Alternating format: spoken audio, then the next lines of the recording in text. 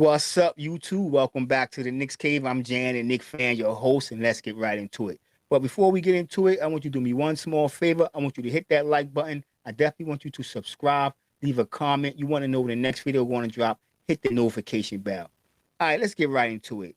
I'm going to come out and say, like, what I want to, I'm not going to really talk about, well, I am going to talk about the Rising Star game, but what I really want to put my focal point on is Tom Thibodeau misusing Quentin Grimes. And I know a lot of y'all already agree with me just by me opening my mouth and saying that one phrase. Because I know a lot of you, a lot of people, a lot of Knicks fans do not like the way Tom Thibodeau is coaching his team. But at the same time, we have to give the man credit. You know what I'm saying? Coming off that last win, I think that was our 17th road win. We're 6th in the East. With six games over 500, and the way we looking, we head into a playoff berth, and we won't be in that play-in tournament, hopefully. But the Knicks are looking very impressive, like right now. A lot of people are talking about the Knicks. A lot of so-called experts. I'm talking about Stephen A. I'm just talking about all the sports, big networks that y'all watch. They're having a different opinion from the New York Knicks, especially from what they was predicting our season and how it would go and what our win and loss total would be. But let me get back to Quentin Grimes real quick and what I mean by misutilizing this kid. And I know most of that comes from being on the court with Julius Randle and RJ Barrett. And yes, our superstar point guard. I don't know why he's not an all-star, Jalen Brunson. He don't get that many touches. It ain't that many touches go around that starting unit. So this is what got me thinking right now. Either the coach can run more plays for Quentin Grimes, or this is why I'm on the fence. And I want y'all to hit me in the comment section and let me know what y'all think. There's a lot of people talking about injecting Josh Hart into that starting lineup. And I'm gonna be honest, I'm not really for that. We see where he at in crunch time. That's that's part of the coaching. That's how the game going. And we have to give Tom Thibodeau a little pat on his back for them moves. Leon Rose for making this trade, even though a lot of people think Josh Hart would not be with us in the next 3 months. Who knows? All right, but let's get back to my point. With Josh Hart coming off starting, it put Quentin Grimes on the bench. Josh Hart, in my opinion, would lose. Okay, Josh Hart was only before coming to the New York Knicks. He was only averaging somewhere around 8 points a game. Since his 3 games with the New York Knicks is somewhere around 11, just under 12 points a game. He wouldn't get them touches that he's getting coming off the bench. But at the same time, Quentin Grimes, like I said, either Tibbs can make more plays for Grimes or put him in the bench, put him back on the bench, let him come off the bench. Hear me out first. Don't kill me. Because if you've seen the way Grimes played in Summer League and you've seen the way he played in the Rising Star game, he could carry an offense. And with Emmanuel quickly coming out and giving us that boost, just think about how much deadlier our bench would be. And if you think about last year, when our bench was at its best, it was because Quentin Grimes was part of that bench. He was not yet interjected into that starting lineup. So our bench really was showing some real good basketball. I mean, we lost a few players, but Quentin Grimes was part of that bench that was, outscoring most opponents every night. Other benches, or even sometimes they're starting 5. Quentin Grimes was part of that. And he didn't average more than, I forget, I didn't even go in the stats, I'm going to be honest with you. But if the roles was reversed, I wouldn't be mad because Quentin Grimes do play defense. And before I go on, I'm just going to say, y'all seen he scored 27 points, but that wasn't in one game. He played 2 games. That first game, he had scored 13 points. He went 5 for 6 from the field. He had 3 steals and 1 rebound.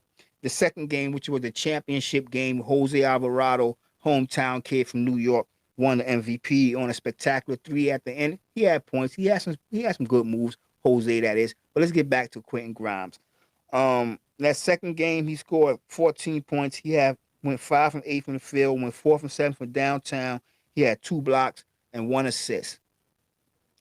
My point is that this kid coming out of Houston, yes, I should have put it up right here, but just go on my page, look at my videos, before the New York Knicks drafted Quentin Grimes. I did a whole video on him. Not only that, I said this kid could be the next Klay Thompson. I know a lot of people probably thought I was crazy in that video, but I do think this kid have a lot of potential.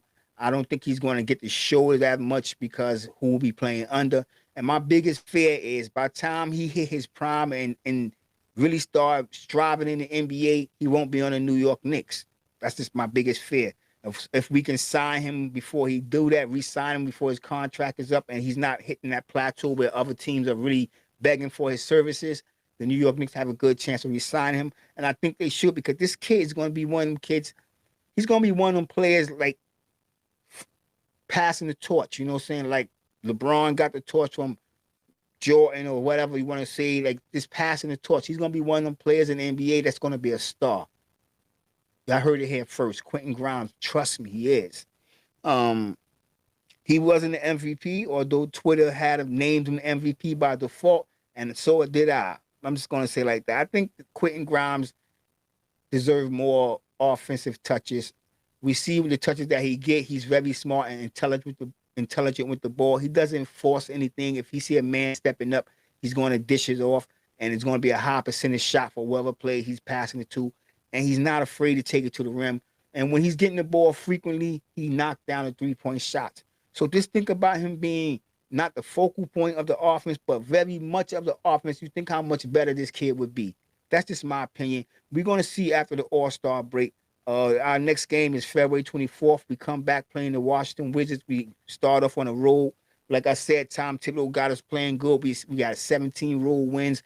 Right now, at this point, the season is not over. We're halfway through. I think around 22 games left to be. I'm not exact on it, but the New York Knicks is looking good. We head in the right direction, and we have to give some props to the management and to the coach. Much as I don't really want to because of my past videos, y'all seen what I said, but the man deserves some credit. The player deserves some credit. Now let's move on to this next player that I wanted to get into about. Hold on for a second, man. Hold on a second here.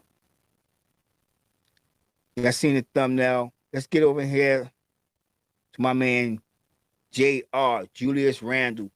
Do y'all think he have a chance of winning this three-point contest? Now, let me say something before I go further. The New York Knicks had never had a player to win the three-point contest. We know what we've done in the slam dunk contest, and I'm going to make a video later on today about that. About my man Jericho Sims and his chances as well.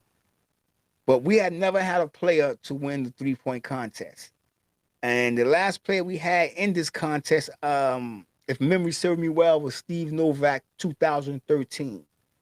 So I'm hoping Julius Randle can win it just for the New York Knicks' sake. But if you think about it, I know Julius Randle haven't been shooting the ball well this season. He's shooting somewhere around 33%. From downtown, but in the last month, since February 7th, against the month started a little bit off of January, he have shooting the three ball better. His percentage went up to 34.8%. So I don't know, because he's going to be going up against some really good 3-point shooters. Jason Tatum, Kevin Huerter, Tyler Herro, Tyrese Halliburton, Buddy Hield. It seems like Buddy Hield is in the 3-point contest every year. Damian Lillard and Lauri Markkanen. Excuse me. So I don't know. I mean, it ain't like these guys are lights. It ain't like these guys are Steph Curry. Just put it like that. It ain't like these guys are Steph Curry or Danny Green. So who knows? They can have an off night, and Julius Randle can sneak in there and win this thing. Not to mention, this is going to be his second time in the All-Star game in 3 years. So this is, the All-Star break really haven't been that special for Knicks fans, in the past few seasons. But since Julius Randle came along, it's been fun. I'm going to be honest with you. It's been fun, especially when we get in the dunk contest. And for a while, that's all we had to look for was a Knicks player in the dunk contest, and hopefully he can win. But now we got a player in the All-Star, which in my opinion should have been 2 New York Knicks players. Jalen Brunson got snubbed. I was really hoping because Antetokounmpo is out, but they're saying that he's going to play in the All-Star game. I think he should just sit set aside, rest, and let Jalen Brunson get the opportunity. We know what you can do, Antetokounmpo. Do the smart thing for your team. Sit out and let the New York Knicks get 2 players in that All-Star game. Hopefully they'll call it that way. They'll bring Brunson in. He deserves it. Y'all tell me what y'all think in the comment section. But yeah, I think Julius Randle got a chance to win this. I'm gonna be honest with you. Tom Thibodeau, yo, we gotta lighten up a little bit. We'll see after the All-Star break and at the end of the February, because the Knicks do have a tendency to let's be honest, just fall apart. You know what I'm saying? They're not the New York Jets, not this year, I hope. So we'll see. We will see after this the end of this All-Star break. Players come back refreshed. New York Knicks gonna have like a 9-day rest since their last game. Players gonna come back looking right. And if I was Brunson, I'll come back with a chip on my shoulder. Who knows? You might feel the All-Star break is over, calm it down some. Who knows? I just want to see the New York Knicks keep the same intensity that they've been playing with in the last couple of days. You got to think about it, in the last 5 games, we were like 5 and 6. The Knicks been doing very well in the last 12 games. Even before we got Josh Hart, we were still winning most of our games. And with that addition, it just make us one player better. Let's make us one step closer to where I want the New York Knicks to be in the playoffs and not in the play-in. So we wouldn't have to meet any of them top teams in the first round. We get to meet I'm not going to say a subpar team, but we get a break. Not a break, but we get to play a team that we might have a chance. And I made a video earlier this year that I said I think this team could be contending for the Eastern Conference title, and the way the New York Knicks is looking, they making that video come to true. You know what I'm saying? So y'all tell me what y'all think in the comment section, and let's just hope the Knicks stay on path. And with that being said, I want everybody to stay safe, stay healthy, God bless, and peace.